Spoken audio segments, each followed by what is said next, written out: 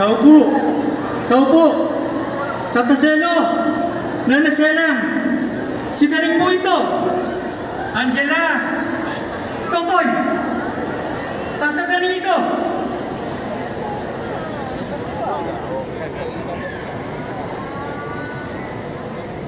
Mga kasama, mga kababayan, sa loob at labas ng bansaman, magandang araw sa inyong lahat. Mabuhay ang mga delegado at panauhin ng Makabayan National Convention.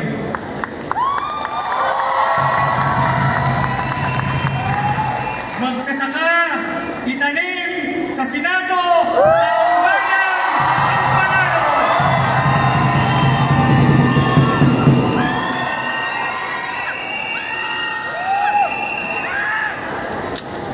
Your Honor, ako si Danilo Caganing Ramos, magsasaka, manggagawang bukid, totoong nakatira at lumaki sa farm.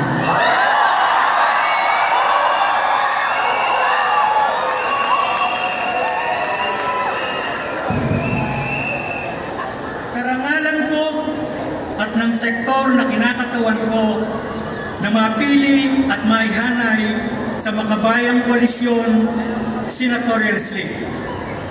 Narito ako para katawanin at isulong ang interes ng milyong-milyong magsasaka, manggagawang agrikultural, kababaihang magbubukid, at nasa poultry and livestock sector. Mga kababayan, hanggang sa kasalukuyan, nagpapatuloy ang piyudal at malapidal na pagsasamantala sa kanayunan. Ang malalawak na lupang sinasaka ng milyong-milyong magsasaka at pamilya nila ay nasa kontrol at monopolyo ng Panginoong may lupa at korporasyong agribusiness, kapwa, dayuhan at lokal. Mismo ang inyong lingkod, may kitapat na dekada ng nagsasaka, third generation sa pamilya, at katunayan ko, dati isa lang ang kulay ng aking buhok nang magsimula ako bilang magsasaka at manggagawang bukid. Ngayon po, dalawa na. Dahil kabilang na po ako sa senior citizen. Pero katulad ng milyong magsasaka, sakada at manggagawang bukid sa buong bansa, wala pa rin kaming sariling lupa. Nananatiling nakatayo ang mga hasyenda at plantasyon sa ating bansa. Tumitindi ang pagpapatupad ng gobyerno sa liberalisasyon at deregulasyon sa agrikultura na nagpapalala sa kawalang seguridad sa pagkain. Kaya napakataas ang presyo ng bigas ngayon. Malaganap ang pagpapalit gamit ng lupa na nagpapatindi sa pag-agaw ng lupa at panghihimasok ng mga korporasyon. Nariyan ang malalawakang reklamasyon ng lupa at pangisdaan na pumipinsala sa kapagligiran at kabuhayan ng masang magsasaka. Kabilang dito ang kababaihan sa kanayunan na biktima ng karalitaan at diskriminasyon. Bilang tugon sa ganitong kalagayan, higit pang ipaglalaban ng Makabayan ang pagpapatupad ng tunay na reforma sa lupa, kaakibat ang pambansang industrialisasyon.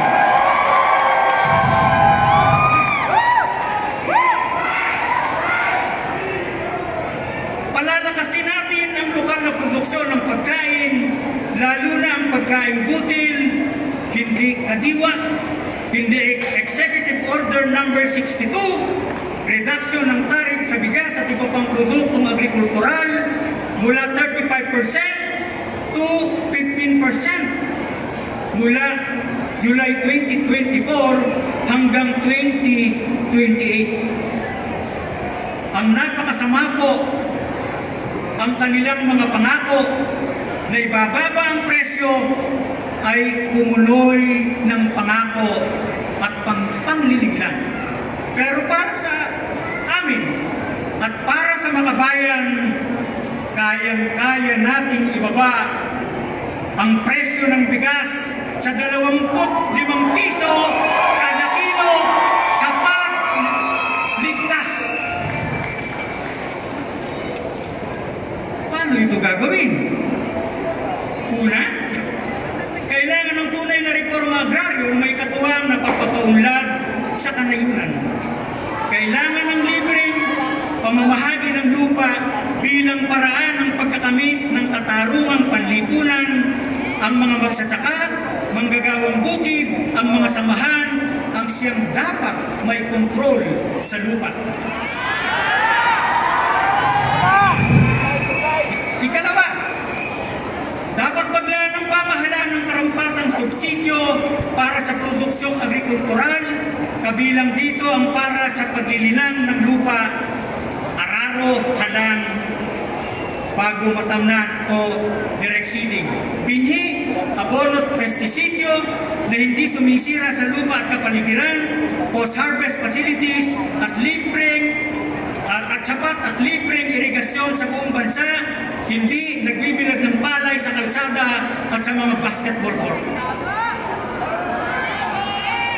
Higit sa lahat, ilan ang gobyerno sa pambansang budget ang 10 to 15% para sa pagkain upang makamit ng bansa ang kasapatan sa pagkain o food self-sufficiency, hindi katulad sa nakaraan hanggang ngayon hindi lumalayo sa 2 to 3% ang inilalaan sa pambansang budget.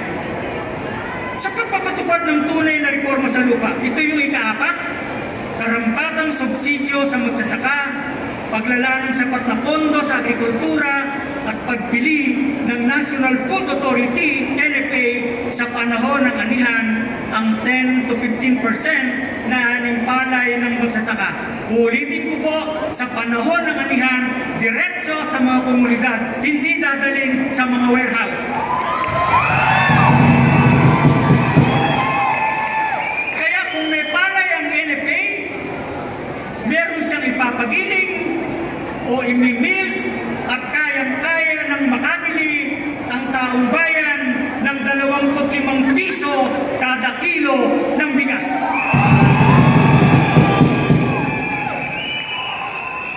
Kung kaya, mga kapatid at mga kababayan, sa loob at labas ng bansaman, suportahan nyo kami sa iba't ibang kaparaanan upang magtagumpay ang taong bayan sa Senado.